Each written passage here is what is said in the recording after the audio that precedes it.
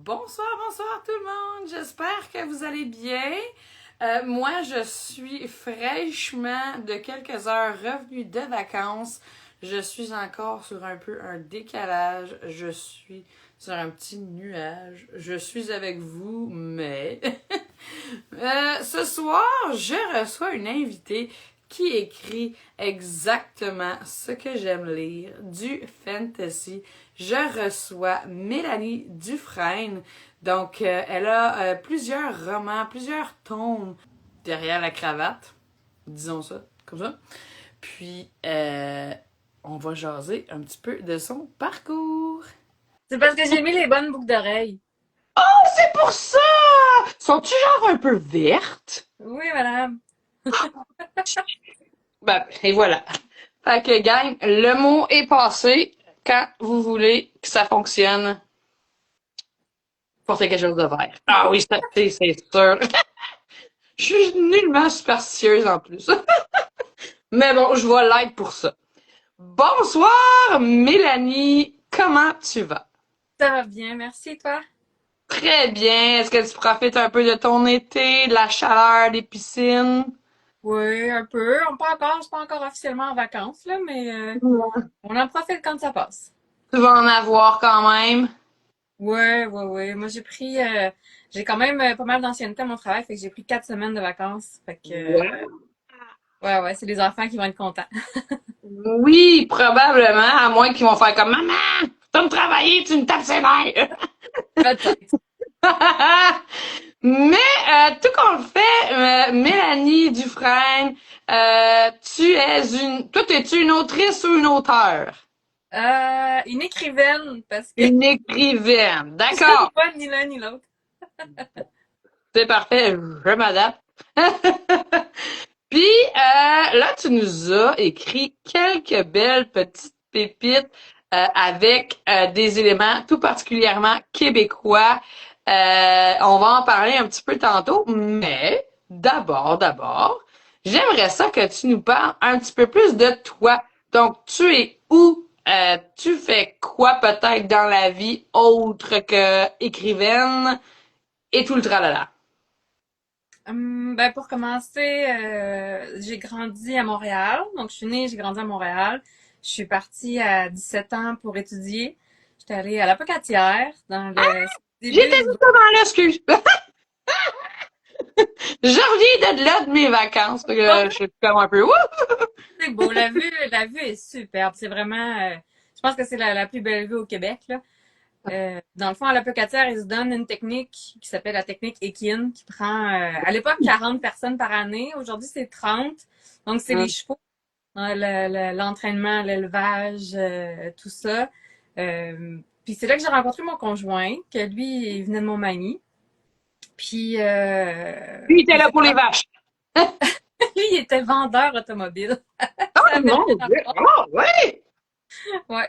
Donc, quand moi j'ai gradué, on s'est emmenés à Québec toutes les deux. Puis c'est ça, on a construit notre vie là, dans le coin de la ville de Québec.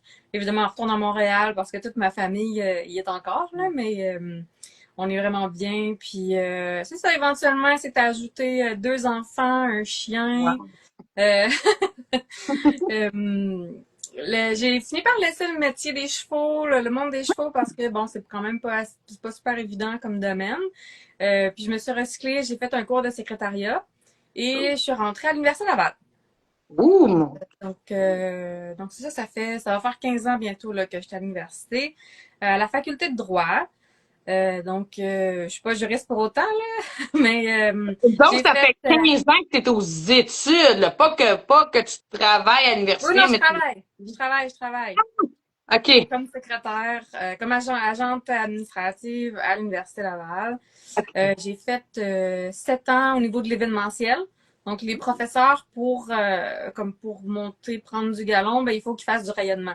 Donc, ils Ah, organisent des colloques, des choses comme ça. Ils ont des groupes de recherche. Puis, donc, j'ai été 7 ans au niveau du soutien là, des événements. J'ai fait aussi des communications. Donc, à ce moment-là, j'ai fait du site web, de l'écriture web, des choses comme ça. Éventuellement, je me suis un peu tannée parce que tu sais, c'est tout le temps, ça commence très tôt le matin pour l'accueil, les colocs, ça finit tard avec les cocktails le soir, puis maintenant, bon, c'est le fun, c'est jet set, mais je me suis tannée. Donc là, j'ai transféré du côté de la recherche.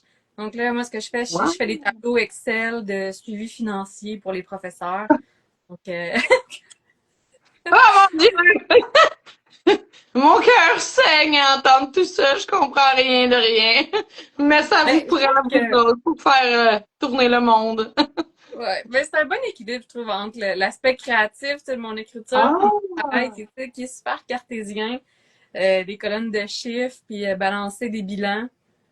Donc c'est ça, C'est fait cool que de ton nos jours, équilibre. C'est cool.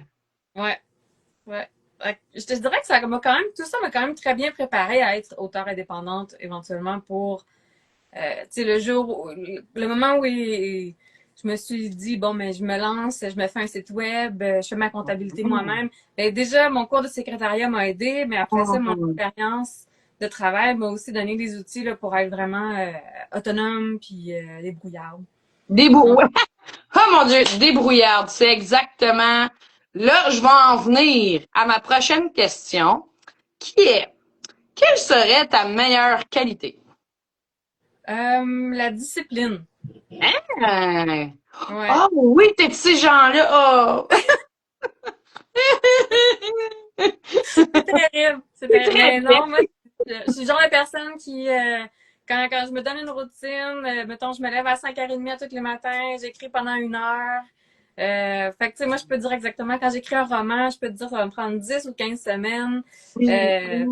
Tu sais, mon année est planifiée au complet, là, 52 semaines à l'avance, parce que je sais exactement, tu sais, quand je m'y mets, je sais exactement ce que je vais produire. Donc, ouais, je pense C'est que c'est génial. ça. Ma question serait, tes enfants, là, dans ce cas-là, sont plus ados. Non, ben ma Hein? plus vieille elle a 12 ans, puis mon plus jeune, ben j'en ai deux, là, 12 ans puis 8 ans. Oh mon Dieu! Puis tu réussis à être assidu comme ça! Ma foi. Va falloir qu'on s'écrive en privé et que tu me donnes des trucs. C'est pas évident, c'est vraiment pas évident. Tu sais, je pense qu'il y a eu plusieurs années où ça a été sportif, tu sais, ça a été vraiment là, tu sais, j'y tenais par la rage, tu sais, vraiment parce que c'était vraiment une passion. C'est sûr que plus ils vieillissent, plus c'est facile. De l'autre côté, tu sais, ça fait justement au-dessus de 15 ans que j'écris. Fait que quand j'ai commencé à publier, j'avais déjà plusieurs livres d'écrits. Donc, j'ai été plusieurs années à avoir, tu sais, des livres en dessous du coude, à pouvoir, tu sais, écrire à mon rythme puis publier ce qui était déjà écrit. Fait que ça m'a donné une chance. Là, au jour d'aujourd'hui, j'écris au fur et à mesure ce que je publie. Ah ouais? C'est un peu plus sportif. Mais tu sais, je pense que c'est ça, là, tu sais, c'est le fameux succès instantané qui a pris 10 ans à se faire en coulisses, là. Ah! Ouais. OK. C'est super cool. Puis là, à cette heure, la question plus ou moins difficile, dépendamment de quel genre de personne que tu es, juste savoir ton pire défaut. Oh. Hmm. Ah ah! C'est bien beau Euh, les louanges, là, mais là. mon pire défaut. Euh, ben dans la vie en général, je pense que ça va être de me replier sur moi-même. Tu sais, quand j'ai des problèmes, là, tu sais, je vais vraiment me refermer sur moi-même. Puis je pense que c'est quelque chose qui paraît un peu dans les thèmes que j'aborde dans mes romans. Tu sais, souvent, mes personnages vont avoir besoin de demander de l'aide aux autres, puis ils vont avoir besoin de se bâtir une communauté pour réussir. Puis ça, je pense que des fois, c'est des choses que je fais, là. Je suis comme une tortue, là. Je vais me cacher dans ma carapace quand ça va pas. Je parlerai pas à personne. Puis là, mon mari est obligé de me secouer. Mais sinon, je dirais que c'est sûrement le pendant de ma qualité de la discipline. Tu sais, il y a aussi de la rigidité qui vient avec ça. Quand mon chum change les plans à la dernière Faut pas seconde. être faible, faut pas être Oh! faible, faut pas être faible. Ouais, ouais. Ça fait du sens, mais oui. Est-ce que l'écriture est une thérapie? Est-ce que tu évacues peut-être certaines choses par l'écriture? Je pense que j'explore plus Oh! que je me soigne, mettons, parce que des fois, je collabore avec une directrice littéraire freelance. Puis des fois, c'est ça, dans les marges, elle va m'écrire des notes, ouais, genre, ben là, c'est peut-être l'autrice qui aurait besoin de faire sa propre carte d'identité ou ses propres mises en question. Puis, bon, c'est message reçu. Fait que je pense que c'est plus, ouais, de l'exploration. Il y a des thèmes aussi que je m'amuse à explorer, plus de société. Tu sais, je pense à nous, les facultés de droit, on a été interpellés par la commission Vérité et Réconciliation pour les Autochtones. On a un rôle à jouer là-dedans, donc on a eu beaucoup de formations au milieu de travail au niveau de... Ah. Puis c'est dans ma fantasy médiévale, ben, j'ai des hommes du Nord avec des sylphes. Les sylphes ont été oppressés, évidemment, chassés de leur territoire. Puis ben, à la fin du tome 3, ben, j'ai réconcilié tout le monde. Tu sais, Ah. c'est un peu simpliste, là, mais tu sais, c'est un peu ma façon aussi de ramener ces choses-là dans la vraie vie, de dire, ben, oui, par la fiction, on peut porter un message, on peut venir, tu sais, réparer les choses qu'on voudrait voir dans la vraie vie. Hein, oui, moi je viens de lire, puis ça n'a pas nécessairement rapport. Ben, ça, le seul rapport qu'il y a, c'est de la fiction. Je viens d'écouter en audio euh, euh, la mer cérulienne, la maison au-delà, la mer cérulienne. Bref, de T.J. Klune, qui est vraiment un auteur queer très populaire dans le milieu. Puis, tu sais, partout au travers de son roman, il fait passer des messages, puis des messages sur l'acceptation de la différence, puis sur l'acceptation d'une communauté. Tu sais, c'est fou. Ah, mon Dieu. En tout cas. Mais oui, c'est ça. Puis toi, c'est sûr. Puis même dans, je sais pas lequel référence tu faisais, toi, avec tes romans de référence autochtone. Peut-être que c'est pas celui que j'ai lu, mais le Windigo, ici, moi j'ai l'intégrale, chanceuse, reliée. Tu sais, j'ai trouvé qu'il y avait quand même pas mal de thèmes culturels, de tu sais, comment s'enfarger dans les mots pour pas s'enfarger dans les mots.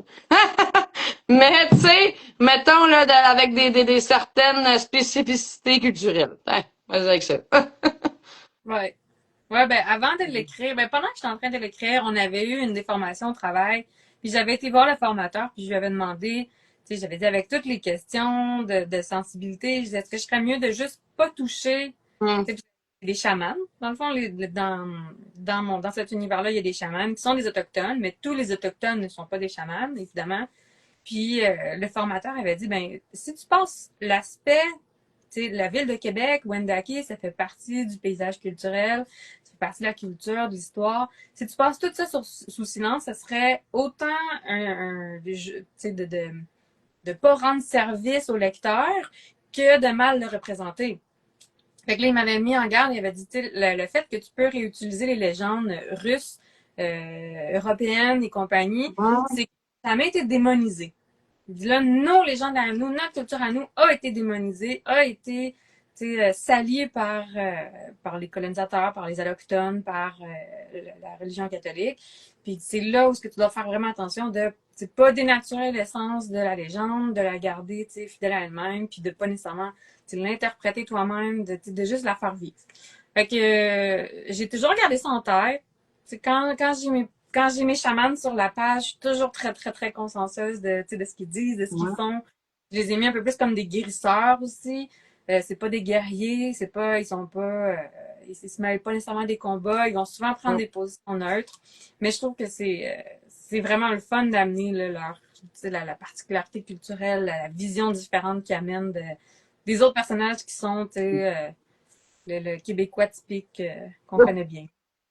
Puis ça va amener à ma prochaine question qui va être, tu sais, on va revenir à ce point-là de ramener les différents éléments autochtones. Mais avant, j'aimerais ça, parce que là, on l'a pas fait, on est parti, nous autres, on est en feu, mais qu'on présente tes romans. Oui. Là, tu as le choix. Je sais pas si tu les as à côté de toi. Moi, j'en ai comme un tome que je vous ai montré tantôt. Mais je sais pas, tu sais, tu peux présenter soit les intégrales ou tome par tome. Mais j'aimerais ça que tu nous les présentes un petit peu, là. C'est quoi tu nous as écrit? Ma toute première série que j'ai publiée, c'est une science-fiction space opéra. Vous pouvez Oh, penser à Gardien de la Galaxie. Donc, ça s'appelle Dominique's Camp. Il y a 3 tomes, puis une petite anthologie de nouvelles qui l'accompagne. Elle est disponible en intégrale sur Amazon puis sur ma boutique. Celle sur ma boutique, là, c'est les éditions vraiment spéciales avec le jaspage, la dorure, puis tout, là.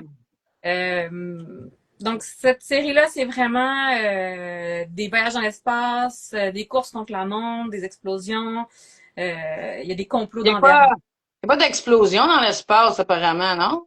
Ben, ils vont sur des planètes. Donc, parce Ah, que ok. Space Opera, c'est le fait qu'ils vont justement de planète en planète, de système solaire en système solaire. C'est parfait, Euh, c'était une colle de toute façon.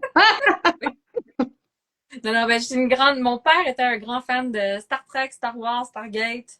Donc, ça a bercé mon enfance. Donc, je pense que c'est pour ça que j'ai été, là, ma première série, ça a été de la Oui. science-fiction pour ça. Après ça, plus tard, j'ai écrit Windigo. Oh! Euh, je voulais, c'est ça, je voulais faire quelque chose avec le folklore québécois. Ouais, exactement. Je voulais faire Twilight à la saveur québécoise. Je trouvais Oh! que c'était limité d'avoir juste les loups-garous et les vampires. Je voulais voir qu'est-ce qui arriverait si on mettait toutes ces légendes-là, la Corriveau, le bonhomme 7 Ben, heures, c'est ça. Ah, moi, j'ai Godet. capoté. Puis il a Ouais, fallu que Google certains, là. Même moi, là, je suis comme, je sais ouais. pas, c'est qui la Corriveau. Je sais que, genre, les comptes interdits en ont fait un tome, mais là, je sais pas plus c'est qui. Ouais, ben la Corriveau, c'était un peu de rendre justice à la femme aussi, parce que, tu sais, ça a été... elle était accusée de meurtre de son deuxième mari, puis elle a été démonisée, le folklore en a fait une sorcière, puis justement, qu'elle aurait tué 7 maris. Puis je me disais, Hum, mais non, mais cette femme-là a été probablement victime de violence conjugale, elle s'est défendue parce que hum. son mari en légitime défense. Fait que j'en ai fait une enchanteresse vraiment puissante pour, je me dis, de justice quelques Ah. années plus tard. Donc c'est ça. Ben la Windigo, ça a été aussi. J'ai longtemps hésité à la forme que ça allait prendre, puis un jour, dans le cadre de mon travail, il y avait un colloque sur le droit constitutionnel. Donc, Oh. puis il y a eu Guy Bertrand qui est venu, qui est arrivé très très tôt le matin, puis on a jasé comme 45 minutes, 1 heure. Puis je pense, à l'époque, j'avais 24 ou 26, donc il pensait que j'étais une étudiante.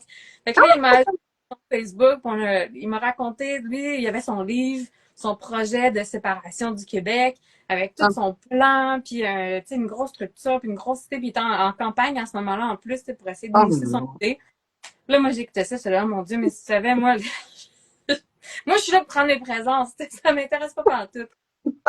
Mais là, au fur de la journée, je me suis dit, mais si les vampires et les loups-garous voulaient se séparer, de quoi Ouais. ils voudraient se séparer? Qu'est-ce qu'ils voudraient? Pourquoi ils militeraient? Puis c'est de là, je suis partie en grande avec cette idée-là. Ah, J'ai ouais. l'univers au complet. Donc, on a les mages européens qui ont le contrôle parce qu'ils ont un artefact qui leur permet de faire de la magie sans aucune limite.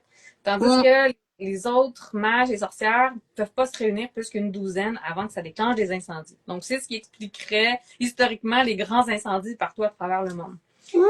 Puis ça fait en sorte que avec cet artefact-là, ben, ils ont un dominion sur toutes les créatures surnaturelles. Puis les créatures nord-américaines, notamment ceux du Québec, veulent se séparer, veulent obtenir leur indépendance.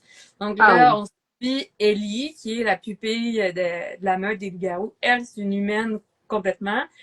Donc elle est vraiment en marge de tout ça, mais elle est un témoin silencieux. Puis elle se retrouve mêlée à ça parce que la raison pour laquelle les loups-garous l'ont recueillie, c'est que la proie du Windigo a été marquée par le Windigo et que tout le monde espère attirer le Windigo dans son camp parce que c'est la créature nord-américaine la plus puissante. Puis ça pourrait servir comme de dissuasion nucléaire, si on veut.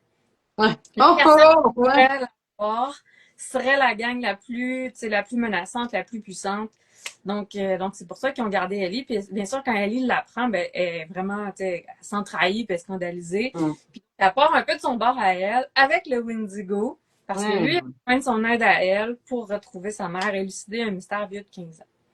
Fait que ça, c'est en gros, c'est la prémisse de la trilogie Windigo. Passionnant. Puis c'est un intégral. Ben là, en tout cas, moi ici, je tiens l'intégrale de 3 tomes. Ouais. Puis après ça, pendant la COVID, j'ai pris une pause de fantasy urbaine. J'ai été écrire de la fantasy médiévale. Puis, ben, je pense que c'était quand même une période assez sombre pour tout le monde. Donc, j'ai écrit quelque chose de quand même assez... ça pourrait presque qualifier dans le courant Hope Punk qu'ils ont baptisé. Là, là. Hey, moi, Un je suis groupe. même pas ces trends-là. C'est vraiment... c'est une fantasy vraiment lumineuse, pleine d'espoir. Tu sais, je veux dire, il y a des combats à l'épée, il y a des monstres, puis il y a des gens qui meurent, mais ça reste vraiment focusé sur l'espoir puis ce qu'il y a de bien dans le monde. Euh, c'est la prémisse est un petit peu complexe. L'idée m'est venue de ma fille qui avait à Oh! ce temps-là 4 ans, donc Oh! non, au final, c'est sur le continent, il y a 7 joyaux. Des joyaux, on parle des gros trucs énormes. Et quand ils sont à proximité des humains, il y a comme une symbiose qui se crée. Puis plus il y a d'humains proches du joyau, plus le joyau dégage d'énergie. Plus le joyau dégage d'énergie, mais plus les chances, les cultures produisent, les animaux se reproduisent, ont des gros troupeaux. Donc, il y a comme une espèce de relation symbiotique qui se passe. Mais comme le joyau est un gros caillou au bout du compte, il manifeste magiquement un avatar pour interagir avec les gens. Oh! Donc là, au fil du temps, il s'est développé une structure autour de ça. Les avatars se sont liés à des lignées de seigneurs. Donc, ils ont bâti des châteaux au-dessus, autour du joyau. Il y a le seigneur, il y a le précieux, la précieuse, qui se trouve être l'avatar. Mais comme le seigneur est lié à l'avatar, ben, ils ont aussi un maître d'armes pour pouvoir défendre le château. Donc, c'est comme cette espèce de trio-là qui gère les châteaux. Et on commence le tome 1. Le château violet a perdu son maître d'armes. Le seigneur est parti, il a recruté un nouveau maître d'armes. Mais là, il arrive un mercenaire avec une caravane et l'avatar du joyau, la précieuse, tombe en amour avec. Fait que là, c'est la catastrophe. Puis là, évidemment, comme j'ai dit, il y a 6 châteaux, mais il y a 7 joyaux. Donc, il y a un joyau pour lequel ça s'est très mal passé. Puis, il y a comme une espèce de mal qui est en train d'en émerger et qui veut détruire le continent. Fait que les châteaux vont devoir s'allier pour essayer de se défendre puis de se sauver contre ce mal. Oh! Puis c'est quoi le titre de cette série-là? La chronique des joyaux. OK. Euh, Oui, ah oui, je l'ai vu. OK, excuse. Là, ouais. j'allume, moi, mais oui, OK. C'est le crépuscule violet, donc qui se passe au château violet, l'aurore carmin, qui se passe au château carmin, et le zénith nacré, qui finit là, au plus gros château du continent, là, qui est le château nacré. OK. Donc, c'est 3 couples différents qu'on suit dans la trilogie. Puis, on suit Oh, vraiment OK. l'évolution de ce combat-là pour sauver le continent. Émilie, elle nous demande, allô, quel roman? Puis là, je sais pas quand est-ce qu'elle vient d'écrire ça. Je présume qu'on vient de répondre à sa question. Dans le doute, elle peut aller sur mon site web, Ouais. mélaniedufresne.com. La page publication, là, il y a toutes mes séries en ordre avec des fiches là, pour chacun des livres. OK. Ah, cool. Puis c'est ça. Un coup que j'ai eu exploré cet univers-là, je suis revenue à l'univers du Windigo. Je suis revenue avec la fantasy urbaine. Cette fois-ci, j'avais vraiment envie d'explorer une légende de la ville natale de mon conjoint. C'est la coureuse des grèves. Donc, dans le coin de l'îlet Saint-Jean-Port-Joli. Donc, en soi, c'est la légende d'une jeune femme qui allait sur le bord du fleuve le matin ou le soir, qui apportait à manger aux pêcheurs, qui jasait avec eux, puis qui dansait les jupes dans le vent, puis qui était vraiment un esprit libre. Puis un jour, on dit qu'elle tombait amoureuse d'un marin, puis qu'elle a disparu. Hum, Donc, moi, ça me faisait beaucoup penser à une nymphe. hum. Donc, je suis partie de là avec une créature avec des pouvoirs de l'eau. J'avais envie d'explorer un autre genre. Donc là, cette fois-ci, j'ai été du Ah, côté du cozy mystery. Alors, ah, chaque histoire est une petite enquête avec, évidemment, une enquête vraiment plus globale, là, regarde, donc qui ouais. part dans les 5 tomes puis qui finit au dernier tome. La série s'appelle La coureuse des grèves. Il y a un petit prélude que j'ai écrit un peu comme un test, si on veut. C'est 70 pages, donc c'est comment elle découvre le manoir qu'elle va utiliser pour faire Hum, un refuge pour les surnaturels. Parce que dans le fond, Viviane est une nymphe océanide, puis elle a de la misère avec ses pouvoirs. Ses pouvoirs commencent à partir en vrille.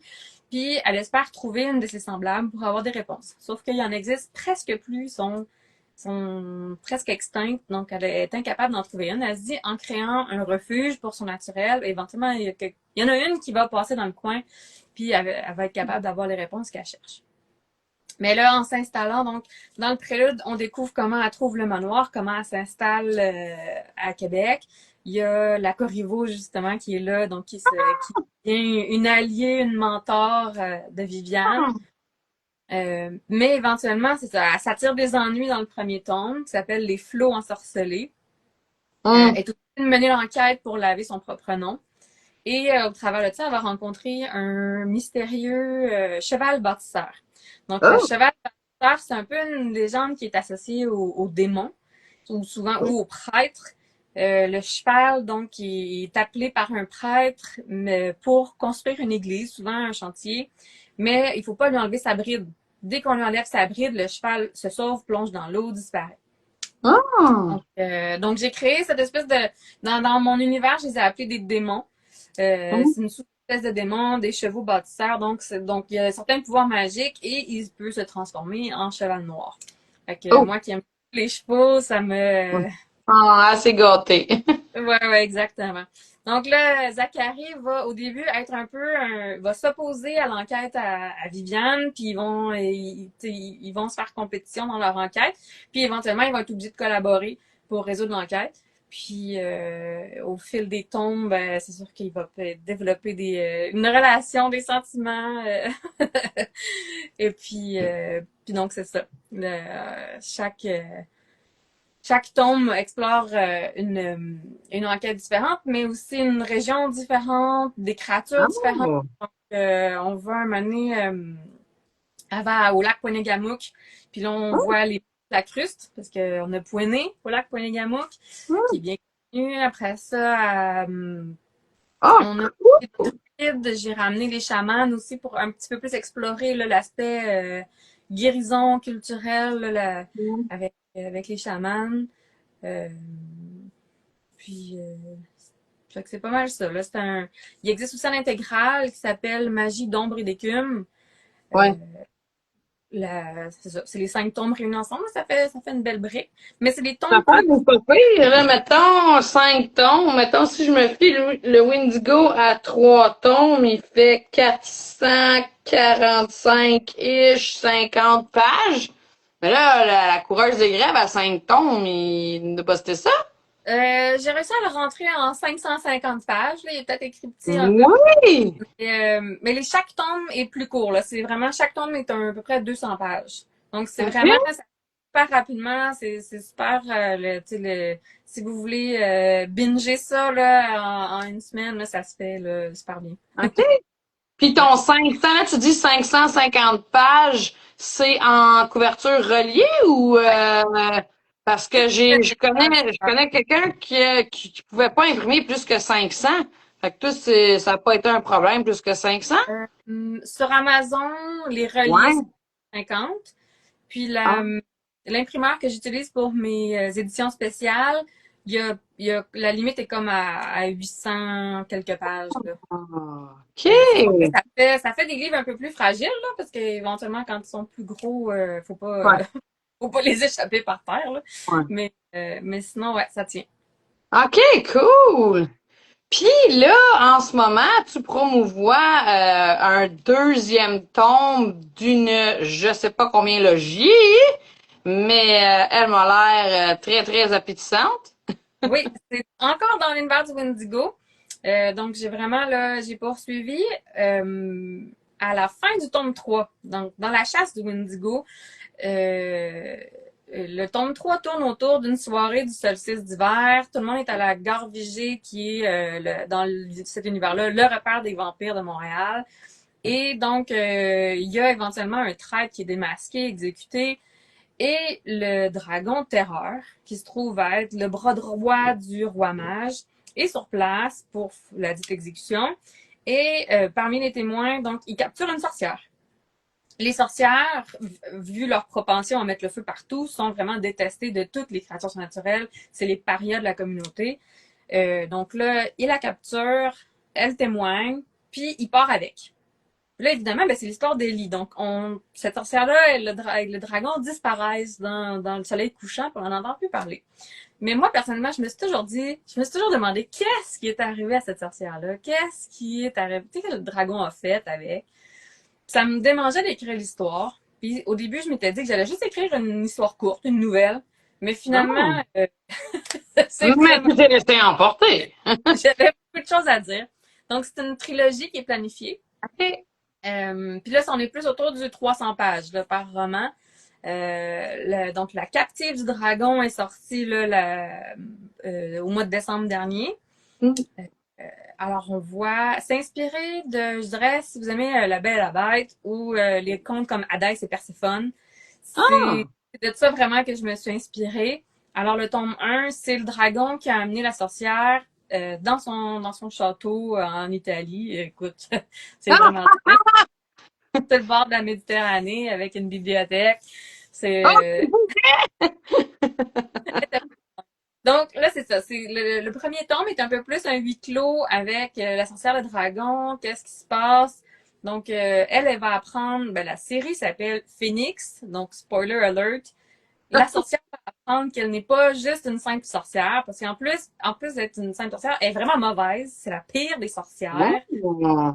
Tu sais, la soirée à la gare Vigée, c'était vraiment sa chance de se reprendre, de récupérer les faveurs de sa matriarche, de Judy Coven. Mais encore là, elle a tout fait foirer, elle s'est fait capturer et puis elle est rendue en Italie. Donc là, c'est un peu elle, toute cette espèce de crise identitaire-là qu'elle vit, que finalement, elle n'est pas juste une simple sorcière, et que là, elle est en train d'aider le dragon terreur, parce qu'au final, lui, il a besoin de son aide grâce à la magie elle possède. Donc là, est-ce qu'elle est une traîtresse face aux sorcières? Mais au final, ce qu'elle va faire va aider les sorcières. Alors, il y a comme tout cet enjeu-là de loyauté. Oh. Et Ah, mon Dieu. là, pour il trouve un grimoire dans lequel il y a comme une énigme, si on veut, qui permettrait peut-être de libérer toute la communauté surnaturelle, de libérer les sorcières, d'aider le dragon dans ce qu'il veut. Puis peut-être aussi d'aider les mages, parce que là, on apprend que les mages aussi, ils ont caché ça, mais il y a un déclin de leur côté aussi.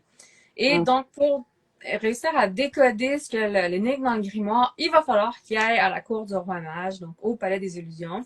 Alors là, le tome 2 commence et Kate et le dragon se rendent à la cour pour essayer de trouver le décodeur.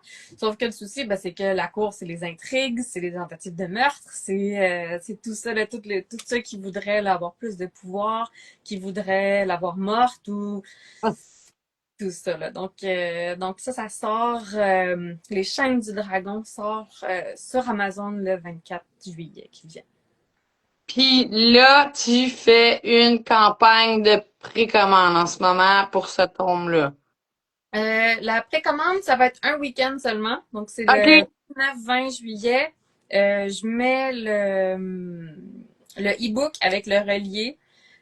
Donc, le relié jaspé là, de couleur rouge avec c'est de la dorure argent sur la couverture. Donc, cette édition-là est disponible sur mon site web. Mais le temps d'un week-end, je le mets en combo avec le e-book. Oh. Parce qu'une fois que c'est sorti sur Amazon, le e-book va être dans l'abonnement Kindle Unlimited. Ouais. Donc, pour ceux qui ont l'abonnement, ben, dans le fond, le e-book doit être exclusivement sur la plateforme Amazon. Si le e-book est vendu ailleurs, ben, on se fait taper sur les doigts. Puis, ben, pour les lecteurs, l'avantage, c'est que pour 10$ par mois, ben, on peut lire le catalogue de Kindle. Donc, puis moi, la majorité de mes lecteurs en ce moment sont sur la plateforme. Donc, par contre, ben, je veux quand même ceux qui veulent le beau format relié avec de l'argent, mais je veux pas nécessairement les pénaliser, qu'ils soient obligés d'acheter et le e-book et le livre. Donc pour ça, là, je fais une pré-vente de 48 heures sur ma boutique. Les gens peuvent acheter le combo, le livre relié et le e-book. Puis après ça, ben là, le e-book s'en va sur Amazon, puis sur ma boutique, ben c'est juste le format relié qui est à vendre. OK. Fait que on a ça. Puis, moi, dans mes prochaines questions, je veux savoir, c'est bien beau ton emploi, ce qui t'a apporté en fait d'informations, mais est-ce que tu connaissais tout cet univers fantastique-là, les sylphes, les nymphes, même les Wendigo, puis toutes les particularités, mettons, associées aux sorcières, puis toutes ces choses-là. J'ai toujours été une grande lectrice. Je OK? pense que j'avais 9 ans, 8 9 ans, puis j'avais lu tout ce qu'il y avait de courte échelle dans la bibliothèque municipale. Je l'avais lu, là, la tablette, là, du début jusqu'à la fin, j'avais tout lu. Généralement, quand on allait à la bibliothèque, ma mère empruntait sur ma carte puis sa carte. Fait qu'on repartait de là avec 40 livres. Puis c'est sûr que je les finissais au bout de 40 jours. Là. Ben, c'est passé 3 semaines après, là. Fait qu'au bout de 3 semaines, j'avais tout lu. J'ai lu Bilbo le Hobbit à 9 ans. J'ai lu Le Seigneur des Anneaux à 11 ans. Euh, ouais, vraiment, mon adolescence, ça a été Les Lances-Dragons, Les Royaumes oubliés, La Ballade de Pern par Anne McCaffrey, La Romance de Oh Timmy my God. Marion Zimmer Bradley. Ça, là, ça c'est comme mes fondamentaux, là. Ça a été c'est mon 12 à 15 ans. Fait que Après t'étais ça, une geek, là. comment? T'étais une geek. Oui. Oui. On joue à Donjons et Dragons encore à ce jour. Mon chum joue à Warhammer 40K. Ah, mon Dieu, je les connais même pas. Je pense que la seule affaire que je connais, c'est Donjons et Dragons. Ben, on est Ça, le oui. Seigneur des Anneaux, c'est correct. Le Seigneur des Anneaux, c'est correct. Donc, fait que c'est ça. Fait que j'ai énormément lu. Comme je disais, mon père était un fan de science-fiction, donc j'ai comme toujours beaucoup baigné là-dedans. Euh, Ça a été, c'était naturel pour moi là, d'avoir envie d'écrire des histoires avec des dragons, des créatures dans ce genre-là. C'est vraiment mon genre préféré. Puis, si je veux me changer les idées, c'est sûr que c'est une romance paranormale que je trouve puis que je lis là. C'est vraiment là, c'est mon dada. Ah, OK. Puis dis-moi, est-ce que t'aurais un... Mettons, de tous ceux que t'as écrits, oui, ça va être dur. Ben, peut-être pas. Il y en a qui c'est plus dur que d'autres. Quelle serait ta série ou ton tome préféré? Hmm. Euh, mais ça dépend. Je pense que mon couple préféré, c'est l'Aurore Carmin dans la chronique des joyaux parce que j'ai mis en scène une femme forte, guerrière, avec un homme qui est plus comme qui est dans un rôle un peu maternel, si on veut. Parce que le précieux prend soin de ses gens. Puis lui, c'est un artiste un peu plus fragile, un peu plus doux, avec un tempérament peut-être un peu plus mélancolique. Puis elle, c'est vraiment elle défonce des portes. C'est pas le temps de Les niaiser. contraires s'attirent. Ouais, ben exactement. Fait que j'ai vraiment eu du fun à écrire ça, tu sais, de sortir des rôles genrés, de les virer de bord, puis de les faire tomber en amour ensemble. Ça, j'ai vraiment... Fait que je dirais que c'est mon couple préféré. Mais après ça, ma série préférée, je dirais, j'ai beaucoup aimé La Coureuse des Grèves parce que l'enquête et John Truby, là, qui est un grand scénariste de Hollywood, lui met le genre du détective, il le met sur un piédestal parce qu'il dit que c'est lui qui est le plus complexe, qui est le plus difficile à écrire, qui est le plus cérébral. Puis j'avoue que c'est vrai de se casser la tête, d'avoir des indices, d'avoir des faux coupables, d'avoir tout ça, là, c'était vraiment Qu'est-ce que même tu laisses fuiter pour faire douter le lecteur d'une affaire, ouais, mais qui serait pas la bonne affaire, mais qu'une autre affaire va être la bonne affaire? ouais. Donc, ça, en termes de série, c'est celle que je préfère pour justement ce défi mental-là. Mais La Captive du Dragon, c'est un préféré parce que La Belle et la Bête, c'est ma princesse préférée. Donc, en termes de romance puis de structure narrative, d'intrigue, de world building, je pense que ça a été ma préférée parce que c'était vraiment la petite fille en moi qui était comme en train de revivre La Belle et la Bête. Fait que c'était vraiment... fait que je te dirais pour différentes raisons, j'ai différents favoris. Ah, déjà que les couvertures, ils m'interpellent, que là, en sachant tout ça, ça m'interpelle encore plus. Dis-moi donc, Mélanie, tu lis beaucoup, mais peux-tu me dire, qu'est-ce que tu aimes d'une lecture en particulier? Fallait que Euh, je trouve que tu lis encore beaucoup, à vrai dire. oui, oui, oui. Ben, l'année passée, j'ai fait une pneumonie puis j'ai été arrêtée de travailler 5 semaines. Fait que j'ai battu mon record de tous les temps, là. Je pense que j'ai lu, l'année passée, j'ai lu comme 80 livres dans l'année. Ouh. Là, cette année, je pense que je suis déjà à 35 ou 40 là. Fait que, tu sais, j'ai quand même, Ah, ouais. Fait que, on est à ouais, moitié, fait qu'un 70-80 pareil, là. peut-être, peut-être. Ouais. Je pense qu'il y a beaucoup l'évasion de Oh. sortir du quotidien, sortir du monde réel. Hum. Mais au final, c'est, je pense, de voir à travers des yeux de l'autre, de voir la façon dont l'autre réfléchit, perçoit les situations, surtout comment il va résoudre ses problèmes, se sortir. Moi, ça me fascine toujours de voir un personnage qui est acculé au mur, il n'y a plus aucune issue, c'est sans espoir. Mais non, tu sais, on sait que c'est l'auteur derrière, mais tu sais, le personnage trouve le moyen de s'en sortir, trouve une solution, fait quelque chose, puis t'es là, waouh! Moi, c'est comme cet émerveillement-là que je vais chercher à chaque fois, là, de... Ah, oui, c'est vrai.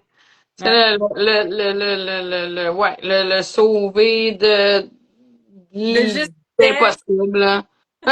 T'es en train de brûler vif, là, mais tout à coup, le poteau tombe à terre pour une raison X. Ouais.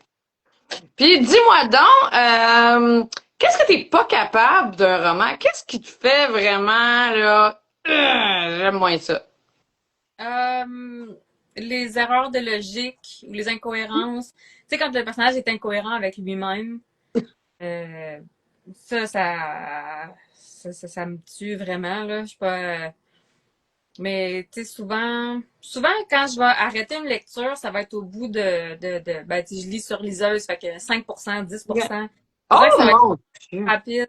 Si je décide d'arrêter une lecture, d'habitude, ça va être vraiment très rapide parce que justement, ça m'a pas emporté, tu sais, le monde m'a pas interpellé ou justement le personnage m'accroche pas ou pas justement des incohérences.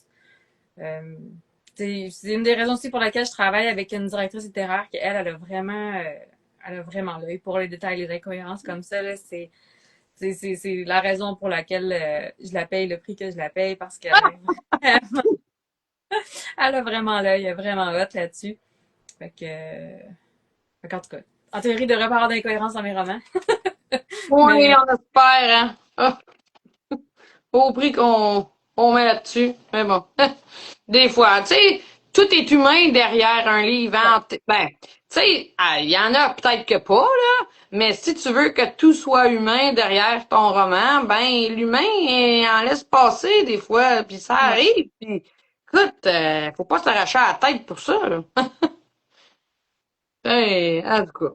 Mais dis-moi donc, as-tu là, t'as parlé au début de Le Seigneur des Anneaux, le Hobbit, on sait que c'est tout le même auteur, mais je voudrais savoir si t'as comme une espèce d'idole littéraire québécois ou étranger. Ça va être étranger. Euh, je Pas des dirais, contents. j'hésite entre deux. Je dirais Patricia Briggs, qui a Oh, écrit la Mercy Thompson, qui est de l'urban hmm. fantasy. Puis sinon, il y a Ilona Andrews, qui sont aussi des auteurs de urban fantasy. Eux autres, leur série la plus connue, c'est Kate Daniel. Ils Hmm. ont aussi une série, en anglais, c'est Innkeeper. En français, je me souviens plus c'est quoi le nom en français, Hmm. mais dans le fond, elle a une auberge magique interdimensionnelle. Donc, c'est plus sci-fi, ben c'est sci-fi et fantasy, mais Hmm. c'est vraiment inspiré là, pour le manoir Cormoran, qui est lui aussi un peu une entité consciente là, qui interagit avec Viviane. Là. OK? Mais je trouve Patricia Briggs, autant que Kay Daniel, c'est vraiment les univers immersifs. Puis une des choses que j'apprécie aussi, c'est qu'on voit dans les deux cas, la romance, ben, elle met le temps de s'installer, plusieurs tomes avant de s'installer. Puis après ça, on Oh. voit continuer à évoluer dans le temps. Puis, tu Hmm. sais, des relations saines. Où est-ce que tu vois le couple mener l'enquête ou se battre contre les méchants ensemble, ils progressent ensemble. Puis c'est une des choses que j'avais essayé de faire aussi avec la coureuse des grèves, donc Viviane puis Hmm. Zachary développent leur relation, puis de les voir. Tu sais, souvent, c'est un peu ce que je reproche des fois au Marvel. Tu vas avoir deux personnages qui se mettent en couple, puis l'épisode d'après, whoop, euh, ils se trahissent, ils se quittent, ils peuvent plus fonctionner ensemble, puis là, tout éclate. Fait que tu vois, au final, tu voyais jamais de. On dirait qu'il y a des univers cinématiques comme ça, tu vois jamais de Il relation n'y a pas de saine. romance. Marvel et romance, c'est comme... Non, il n'y a pas de romance dans Marvel. Ouais. Peut-être un brin dans Spider-Man, hein, mais...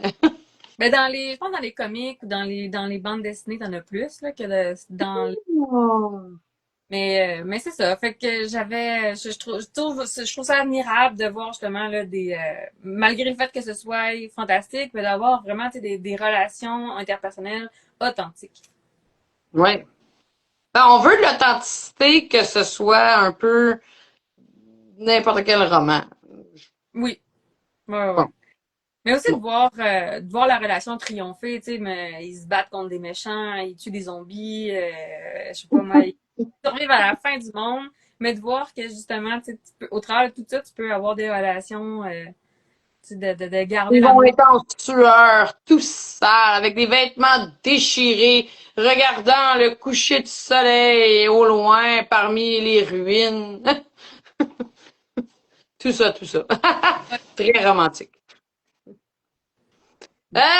Mélanie, dis-moi donc, est-ce que tu travailles sur autre chose, à part peut-être si on peut assumer le troisième tome du Dragon? Oui, j'ai commencé l'écriture du troisième tome.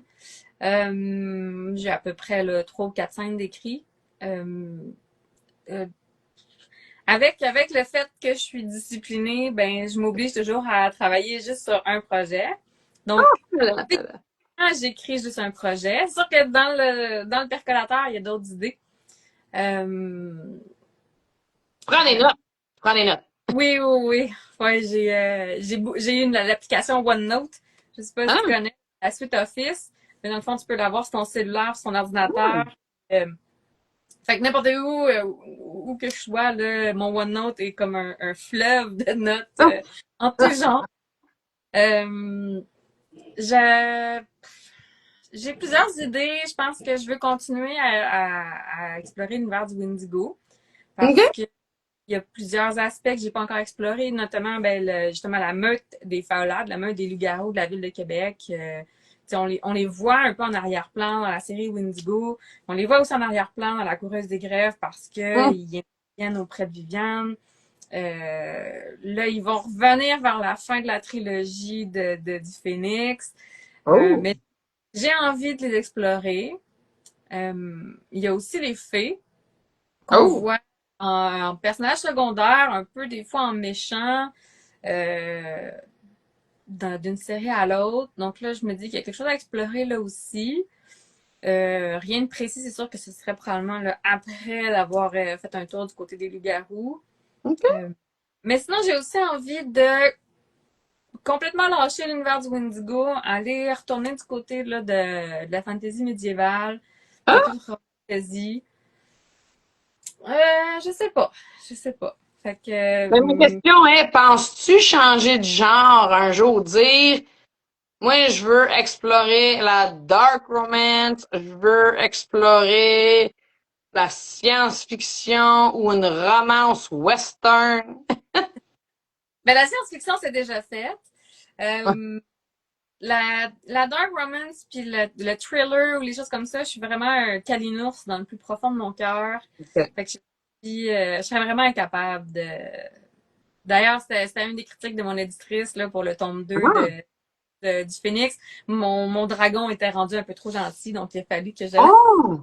je resserre la vis du côté du méchant puis je le rende un peu plus méchant pour que ce soit authentique. Mais c'est ça, je suis vraiment, je suis quelqu'un de soft à la base, j'ai un cœur de guimauve. Fait que c'est sûr que ça sera jamais dans le dark, là. Mais, Faut juste te piquer dans le feu puis t'es délicieuse. c'est ça, à déguster en bonne compagnie autour du feu. Euh, mais sinon, romance western, c'est drôle parce que oui, tu sais, j'ai déjà pensé avec les chevaux. Oh, Euh, ben, à même moi, il y a pas besoin. un certain point dans mon parcours, tu sais, je m'étais dit que ce serait cool d'ouvrir tu sais, un centre de zoothérapie, d'équithérapie avec les chevaux. Tu sais, des fois, les adolescents qui sont en, euh, tu sais, qui, Lourdement handicapé. ouais, ou des fois qui ont des problèmes avec la justice.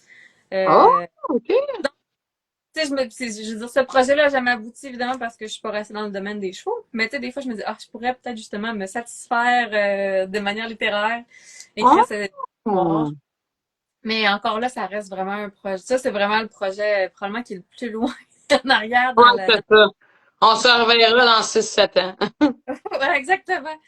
Donc, tu sais, je suis pas fermée à l'idée, mais pour l'instant, là, mon objectif, c'est de finir le Phoenix. Puis je vais voir quelle idée crie le plus fort, puis réclame le plus. Je sûr qu'éventuellement, j'aimerais vraiment ça faire quelque chose avec des licornes. Parce que, je veux dire, chevaux, beau, licorne, fantastique, c'est comme... Fait que je sais pas, tout ça mijote, mais là, pour l'instant, je suis vraiment focus sur l'objectif, c'est de finir le Phoenix Tome 3 parce que déjà, faut que je leur rende justice à mon dragon et à ma sorcière. Puis, comme j'ai dit, là, moi, c'est la discipline. Je travaille cette histoire-là jusqu'à la fin, puis j'essaie de pas me laisser déconcentrer. OK. Là, salut Isabella. Puis tant que tu nous fais pas des licornes carnivores, on est correct. Fait Dis-moi que donc, Mélanie, ouais, est-ce que tu fais des événements en présentiel? Si oui, où, quand, comment, quand? aucun. Aucun. Pour OK. l'instant, je suis vraiment 100% dématérialisée, donc tout est vraiment en ligne. Parce que justement, j'ai des enfants de 12 et 8 ans, puis il y a quelque chose à mener qui doit être, tu sais, il y a des choix qui doivent être faits. Ouais. Donc, pour l'instant, il n'y a absolument rien en présentiel. J'aimerais un jour, sûrement un jour faire quelque chose, mais pas dans un avenir proche. Ça Euh, viendra quand ça viendra. On traversera le pont quand on arrivera à Rivière, quelque chose de genre. exactement. Mais tu sais, je pense qu'un jour, les enfants vont être, tu sais, les deux vont être adolescents, ils vont avoir leur vie, des emplois à temps partiel, puis je vais probablement me retrouver avec trop de temps libre, puis je pense que le moment où je vais me surprendre à tourner en rond dans la maison, mais ça va être le jour où je vais faire, OK, chérie, voilà, on a un projet. Allons vendre des livres. Exact. Ouais, mon ancien vendeur de char, ça va être le candidat idéal pour m'aider. Oui. Gaïa Isabella, elle demande, est-ce qu'on peut t'écrire si on veut l'un de tes romans ou uniquement Amazon? Sur mon site web, donc mon site web c'est mélaniedufresne.com. Il y a un lien en haut qui indique boutique, ou sinon directement en écrivant mélaniedufresne.shop, S-H-O-P. OK. Donc là, sur la boutique, il y a moyen d'avoir tous les livres. Les éditions, ben, les brochets sont imprimés au Canada et expédiés donc du Canada au Canada. Par contre, les éditions spéciales viennent du Royaume-Uni. Donc là, il faut prévoir un 20 à 30 jours de délai. Puis il y a des frais de douane là, à l'arrivée. Des fois non, là, quand c'est juste des petits romans, des fois ça passe, là, mais généralement, là, pour les grosses intégrales, il y a un 10-12 $ de frais de douane. Donc c'est ça. Si vous voulez éliminer Amazon, passez directement par moi, ben, c'est sur ma boutique, mélaniedufresne.shop. Sinon, ben, sur Amazon, c'est là que sont mes livres. J'ai les anthologies de nouvelles, puis les nouvelles gratuites sont sur Kobo, Ah, Apple Books. Donc, vous pouvez les trouver là, vraiment sur la plupart des grandes plateformes de e-book. Parce que dans le fond, j'ai deux nouvelles gratuites. Il y en a une, c'est un prélude de la Chronique des Joyaux, où est-ce qu'on voit un peu oh, ce qui a causé la guerre entre les hommes du Nord et les Sylphes. Et l'autre nouvelle gratuite, c'est une aventure d'été avec Ellie quand elle avait 16 ans. Donc, la première fois qu'elle a rencontré le bonhomme 7 heures. Alors, la nouvelle, le bonhomme 7 heures, puis est offerte gratuitement sur Amazon. Sinon, il y a à l'adhésion de mon infolettre, le oh. prélude Preuves des grèves est offert gratuitement. Donc, il y a plein de façons de découvrir ma plume gratuitement. Puis, normalement, si vous vous abonnez à l'infolettre, tous les autres bonus gratuits vont vous être offerts en séquence. Donc, je pense que c'est un courriel par semaine, puis vous avez là, tous mes bonus gratuits qui vous sont offerts. Donc, si vous lisez en e-book, ben, ça peut être une bonne façon de me découvrir avant de faire le grand saut puis d'acheter une série au complet. Non, non. Ben, achetez une série au complet, puis après ça, si vous n'aimez pas ça, ben, vous les lisez toutes pareilles, puis vous les vendez après. Moi, je suis quelqu'un qui ne commence pas de série non complétée. Donc, je vais acheter une série de 5 s'il faut. Après ça, je commencerai à la lire. Mon cœur ne pourrait pas supporter d'arrêter après le deuxième tome puis que le troisième n'est pas sorti. Plus, je suis assez masochiste, je le fais. Mon cellulaire est plein de rappels de tome 2, tome 3, sortie de tel tome, de tel auteur. Moi, je suis de plus dans la gratification instantanée. Je vais le lire, puis je vais souffrir. Ah! Ouais. Ouais, chacun sa souffrance. Je suis maso monétairement, tout est maso émotionnellement, c'est correct. Dis-moi donc, Mélanie, là, c'est bien évident qu'on peut te suivre via Instagram. Ouais. Tu as mentionné ton site web ou d'autres peut-on suivre tes activités? Je suis beaucoup sur Facebook. Donc, c'est Mélanie Dufresne, écrivaine. Sur Instagram, Mélanie écrit. Sur TikTok, c'est Mélanie écrit aussi. TikTok, je vais être là par phase. Ça dépend là. Si je suis vraiment en grosse phase d'écriture, je serai pas là, vous me trouverez pas. Sinon, quand je suis en période de promo, ben là, je vais publier régulièrement. C'est généralement plus des extraits de mes livres ou c'est ça, des page flips avec mes livres parce que c'est plutôt rare là, que je vais faire des facecams. Sinon, pour vraiment avoir toutes les nouvelles, ben, c'est de s'abonner à mon infolettre. J'envoie là, le 15 puis le 30 du mois. J'envoie des nouvelles. Quand j'ai des promos, des extraits, puis des fois, pas récemment, là, mais des fois, il va y avoir aussi des bonus exclusifs, là, des petites histoires courtes en avant-première, des choses comme ça. Trop cool! Puis là, on achève dans mes dernières questions, Mélanie. Puis je veux savoir, dans les prochains mois ou années, qu'est-ce qu'on pourrait te souhaiter? Hmm. Ouais, l'énergie de tout faire en même temps. Oh, oui! Ça vient avec Euh, des journées de 72 heures. ouais, mais je pense que la santé, c'est peut-être vraiment super basique, mais tu sais, quand je me suis vraiment lancée dans la publication de mes romans, j'ai passé, tu sais, toutes mes soirées à l'ordinateur, puis éventuellement, ça m'a rattrapée. Puis c'est les cervicales qui ont payé le coup, les maux de dos, fait que j'ai été abonnée au service des ostéo, chiro, bio. Donc, Oh, ça a été un bout vraiment très, très pénible parce que justement, là, il fallait que je limite le temps que je passais assis ouais. à l'ordinateur, que, tu sais, tout changer pour de l'équipement ergonomique. Fait que, Oh, tu sais, je veux dire, je suis pas si vieille, là. Mais tu sais, je veux dire, ça ferait vraiment remettre en perspective, tu sais, la santé, puis surtout avec des enfants, des jeunes enfants, tu sais, tu te dis, ah, mais la santé, c'est vraiment précieux, puis tu sais, je veux dire, pas de santé, même si j'ai toute ma tête, on n'est pas capable d'écrire, là. Fait que la santé, je travaille, tu sais, je fais mon yoga tous les matins, je fais marcher oh, mon chien, je m'entraîne un peu. Fait que, on y travaille fort, là, mais la santé, honnêtement, c'est le nerf de la guerre, je pense, pour tout faire, pour tout réussir. ouais. Ben, c'est ça qu'ils disent, hein. Quand t'as la santé, t'as pas mal tout. Ouais.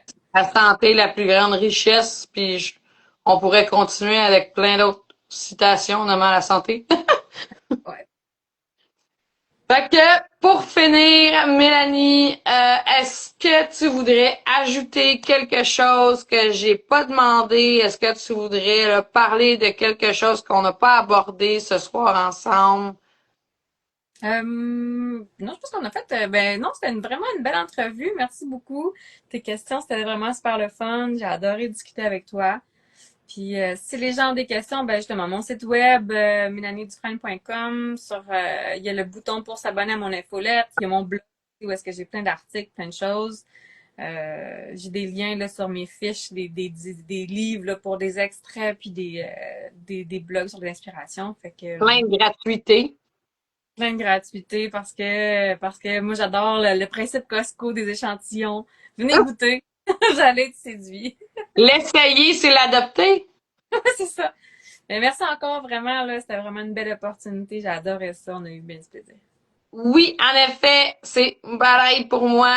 Merci beaucoup de ta présence, de ton bel esprit de participation. Puis je te souhaite plein de popularité, puis d'exploser en littérature, puis que tu deviennes une future. Non, je peux pas les nommer. Non, ça a l'air qu'ils sont mal cotés. OK, laisse faire. Oublie ça. J'en dis trop. Fait que sur ce, merci beaucoup. Bonne soirée, puis au plaisir de se voir peut-être un jour en vrai de vrai. Yes. Bonne soirée! Bye.